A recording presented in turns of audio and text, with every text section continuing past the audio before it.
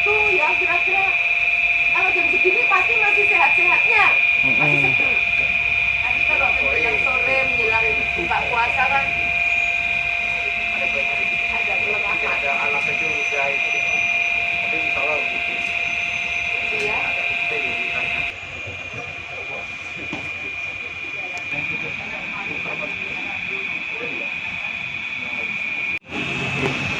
Dari mana ya? Ah, jalan. Oh, Ayo. Ayo tutup. Tarik nafas dari hidung, keluarkan dari mulut, tarik nafas lagi, keluarkan dari mulut, tarik nafas, ditahan, buka maskernya, sip di sini ya. 1, 2, 3, terus. Yang tutup, oke, udah selesai. itu ya. Kaget ibu. Iya. Terus hasilnya langsung.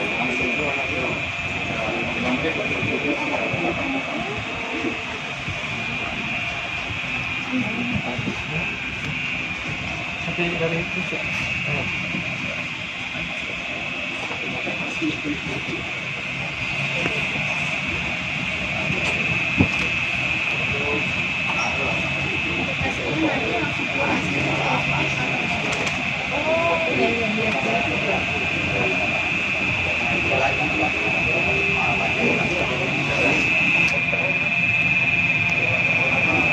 Alfamart. Sementara tim sembako. Monitornya apa bawa juga? Bawa barang juga.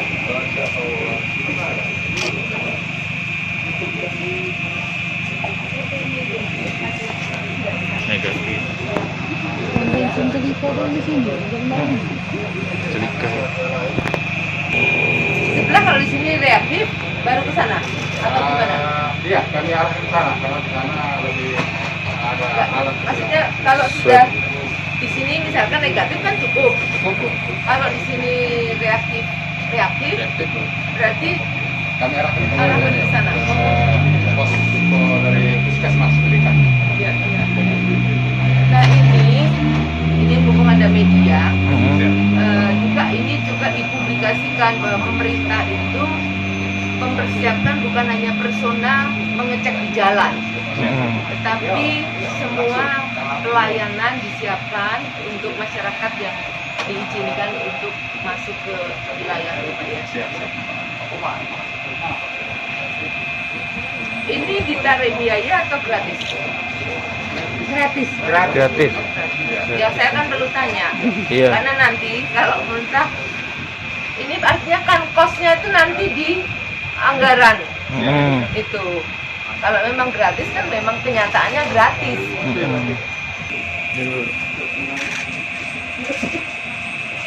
Sip. Oh hari ini juga. Hari ini masih berlaku. Kalau besok tes lagi. Tes lagi itu. Kan tetap 1 kali 24 jam ya Pak ya? Dinas Timur. Kita hari ini Bu, tujuannya Bu. Saya ketua DPRD Provinsi Sumatera Selatan melakukan monitoring penyekatan di pintu-pintu yang sudah ditentukan untuk penyekatan arus alur mudik ini. Saya pertama ke perbatasan yang mau masuk ke OKI.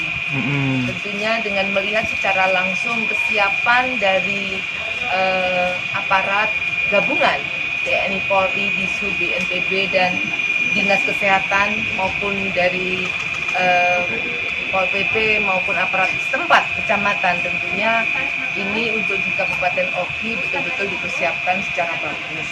Dan saya berpikir di daerah semuanya pasti juga seperti ini. Kenapa saya ingin melihat langsung untuk memberikan juga laporan bahwa memang penyekatan ini betul-betul dipersiapkan secara terpadu. Karena dengan bekerja secara terpadu, tentunya kita berharap hasilnya juga lebih positif lagi, bahwa untuk menjaga penyebaran COVID ini adalah tanggung jawab semua. Di sini apalagi saya tadi bertanya, ini yang tadi itu ada yang bawa surat-surat kan di situ, oh itu di Facebook. Kenapa dites? Karena tidak membawa bukti surat Hasil dari rapid. hasil rapid.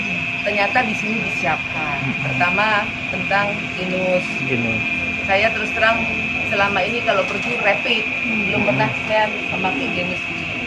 Nah, ternyata semuanya dipersiapkan secara bagus dan semoga saja kita berharap Sumatera Selatan khususnya itu segera penurunannya signifikan. Oku Timur yang kemarin merah 4 kecamatan merah sekarang tinggal 2. Kita berharap kalau di Oki memang aman. Hijau di Hijau. sini. Peningkatannya bahwa hari kemarin pun 0, tidak ada peningkatan. Kalau ini diikuti oleh kabupaten kota yang lainnya, terutama daerah-daerah perlintasan, kita yang masih merah Rabu Mulih, Palembang yang paling tinggi. Itu berharap tingkat kematian di Sumatera Selatan juga cepat menurun. Artinya ini kerja bersama Forkompimda dan semua stakeholder yang ada di Sumatera Selatan ini untuk bersama-sama bagaimana penyebaran virus COVID ini tidak begitu meningkat lagi. Kita bersyukur sebetulnya meningkat itu sejak bulan April. Waktu dari akhir tahun sampai di bulan Maret kita masih landai-landai saja. Bahkan mungkin masyarakat sudah terlalu percaya diri. Sudah divaksin. Saya toh sudah divaksin.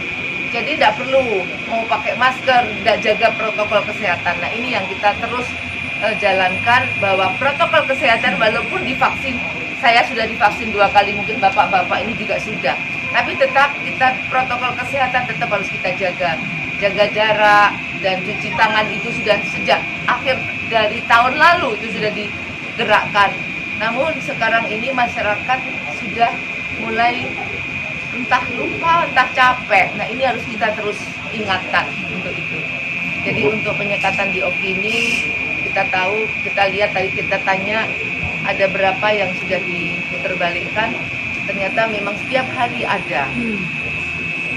Bu, imbauannya pada pemerintah Kabupaten Oki Bu untuk menekan biar tetap mempertahankan zona sampai sekarang ini. Ya tentunya dengan cara yang sudah dilaksanakan ini kita berharap bahwa Oki masih bisa mempertahankan zonanya tidak zona yang mengkhawatirkan, karena dengan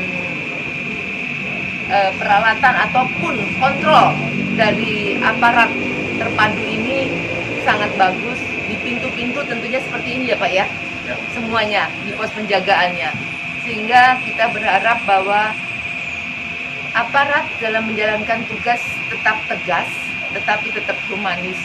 Jangan sampai ya kadang-kadang kita manusiawi juga, kalau udah capek ada yang ngeyel, ada yang marah, tentunya juga kadang-kadang kita juga paham, tapi semoga saja itu tidak terjadi. Bu, kalau pantauan pribadi Bu, H-1 ini bagaimana Bu? Ini H-2 toh? H-2 ya. Jangan besok belum.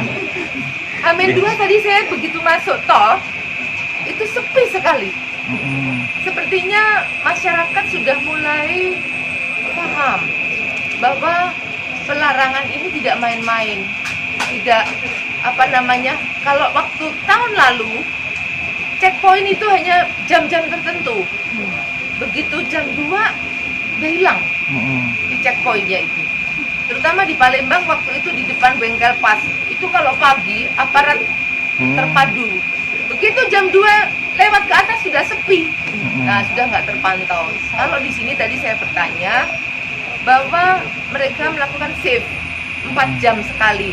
Terus selama 1 kali 24 jam.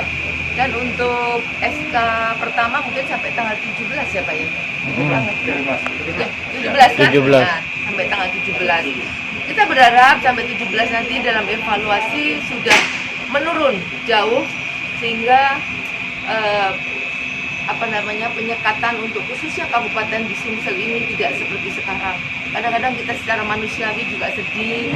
Yang namanya mau Palembang mau ke Oki saja prosedurnya harus sangat luar biasa, apalagi banyak yang pegawai Oki di Palembang, ada yang Palembang orang Oki, dan seterusnya maupun kabupaten kota yang lainnya.